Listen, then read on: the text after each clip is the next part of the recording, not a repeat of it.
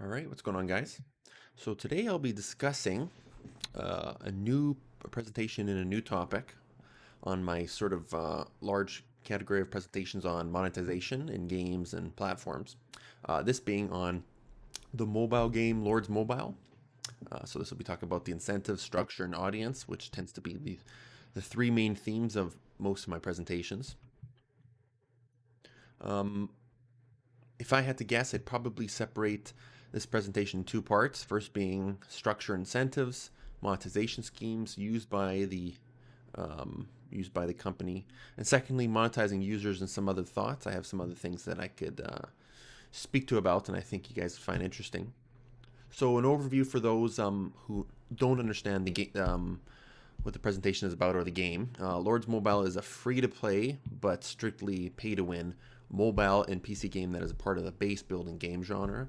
So for those that aren't familiar with base building game genre, they tend to be those that each player sort of has a base, and in their base, shown in the bottom right image, they have a base that they can build up and they can upgrade. And one of the core functionalities behind this game is that they're interacting with other players and competing with other players, and that there's a very important attention to time, and the idea that time is of the essence, and that you're restricted by time gates throughout the whole game. Um, so players are generally, within the scope of the game, you're tasked to build up your own base and to deploy armies to raid the castles of other players. So each player sort of has this ensemble of castles and buildings. You're building armies and you're attacking other people's castles. And one thing that I've noticed through as someone who's played the game, so this is coming from someone not just from the background, but who's played the game over the past 2 to 3 months, is that it has fantastic end game progression system and incentive structure.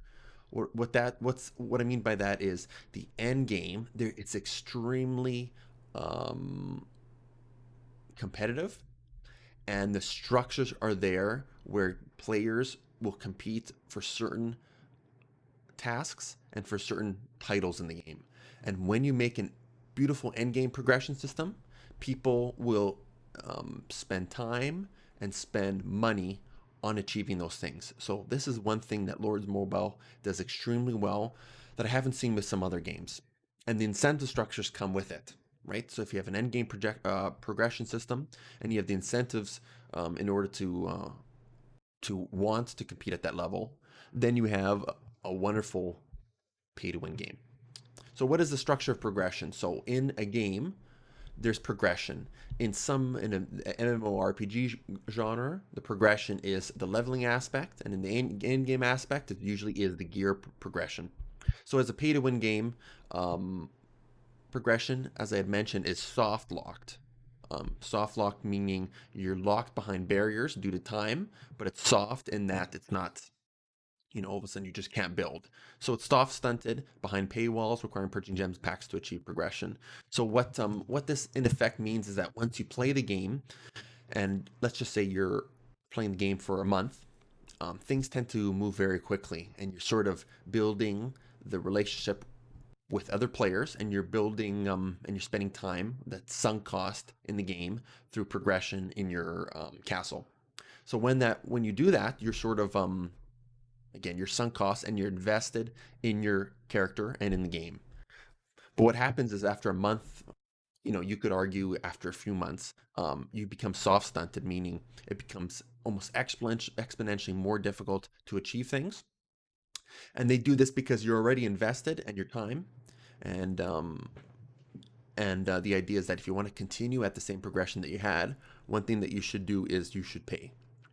So in the game, you purchase gems and packs to achieve progression in any meaningful way. Um, One thing that they do is they do a fantastic job of normalizing player purchasing. So this is very important, and this comes up in any sort of incentive structure for mobile games or video games in general. Is that once you normalize player purchasing, then you can do almost anything.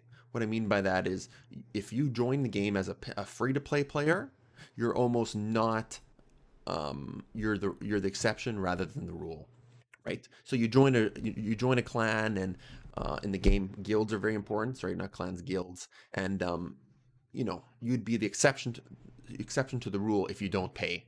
And the thing is, when everybody else is paying and everybody else is speaking about their progress, that does a really good job at incentivizing those players that would have otherwise paid pay. And they do a fantastic job at normalizing player purchasing. They do this because in the beginning of the game, what they notice is that one of the biggest barriers to entry when it comes to monetizing users is those that don't pay from $0 to pay anything $1, $2. That is the biggest barrier for people because you become a free to play to a pay to play player. And those that tend not to spend on free games, if they don't do it for another game, they don't do it this game. So you have to lower the bar of entry as low as possible for those users. So it's sort of an interesting thought that it's much more difficult to have someone spend $0 to spend $5 than it is for someone in the game to spend $200 to $1,000. And that's because when you normalize it, then it becomes effortless. And they do this through uh, when you haven't paid at all. If you make your first purchase, for example, you get a character called Rose Knight. Rose Knight being one of the best characters in the game. So you are immediately behind the rest of the pack if you spend less than $1. So that's their way of incentivizing users to spend that first dollar and become part of the ecosystem. And alternatively, this isn't a dollar or $5 purchase, but some other characters in the game, such as Big Guy, they're extremely good characters early game. So you see everybody else paying and achieving a certain level of progression. And the big guy is one where you could advance yourself so that rather than being 5 to 6 months behind other characters in your guild and on the server, you're only 1 month behind or you're on par with them. So that's very important when it comes to incentivizing users to spend. Additionally, in the game, higher tier troops require significant time investment. What I mean by this is troops and the idea of building troops and competing with other players through attacking their castles require you to build troops. Troops have levels, and higher tier troops tend to perform much better than lower tier troops. The issue is once some of the users in your kingdom or within your guild have higher tiered units, it's almost as if you cannot compete with them, right? And for a free to play player, most estimates put it at between 1 to 3 years of dedicated playing in order to achieve the tier 3 troops. But the point is that if you spend just a few $100s, you could achieve that level of progression within a week. And you're all of a sudden competing with others on the same platform.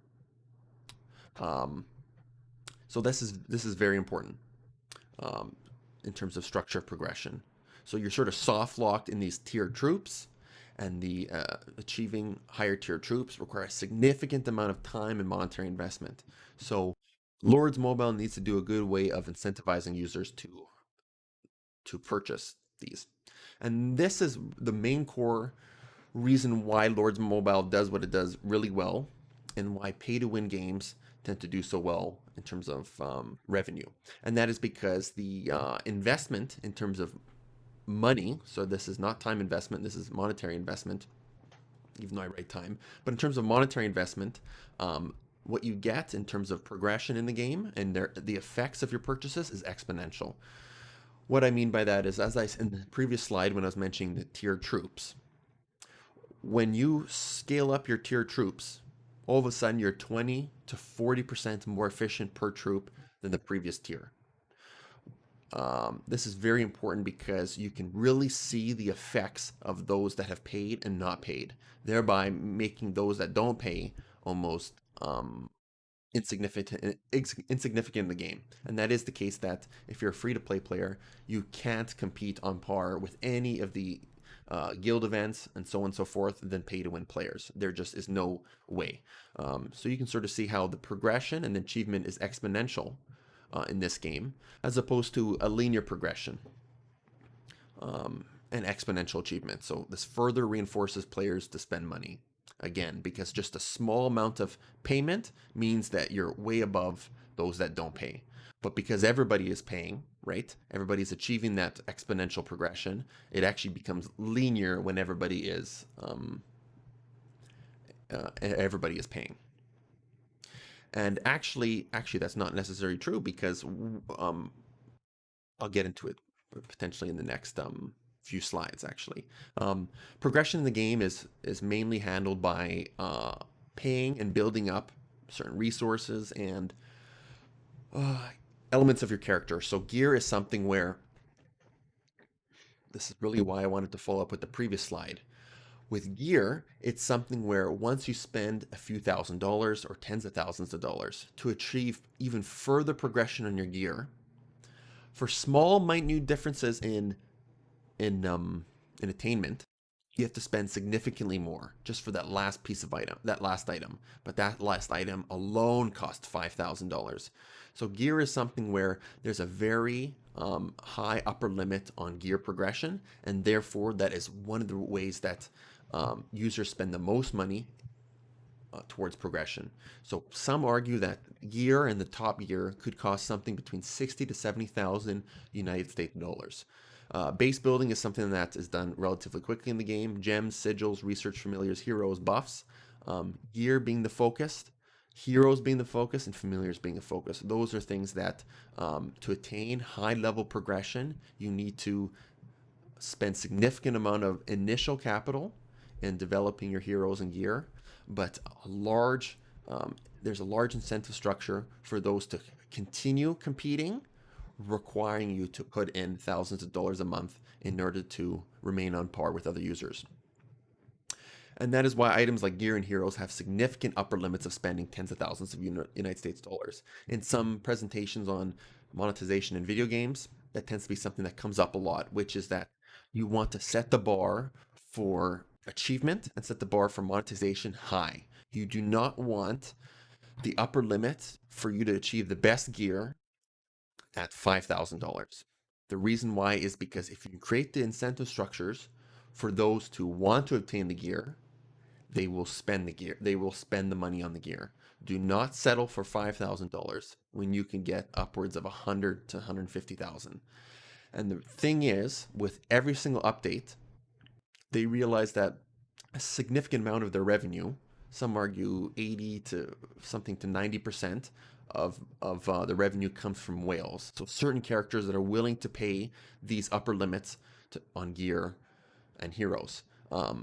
With new updates, what they do is they, for example, come out with a higher tier troop that requires, or higher tiered gear that requires a significant more higher level expense, additional $50,000, $60,000, and users will pay that for that achievement. So that is something that Lords Mobile understands very well, and they are providing the incentives for it and encouraging whales to spend money for that achievement. So with that, we're approaching 13 minutes. I had said that I had at least 2 videos in this 2-part series. So with that, I'm going to stop at the structure of endgame progression, because I think we spoke about quite a bit about exactly what the game is, what the game is, sort of what incentives there are, and sort of we touched upon some of the monetization aspects. So in the next presentation, we're going to go way more into the monetization and exactly how that comes about. Thanks for watching.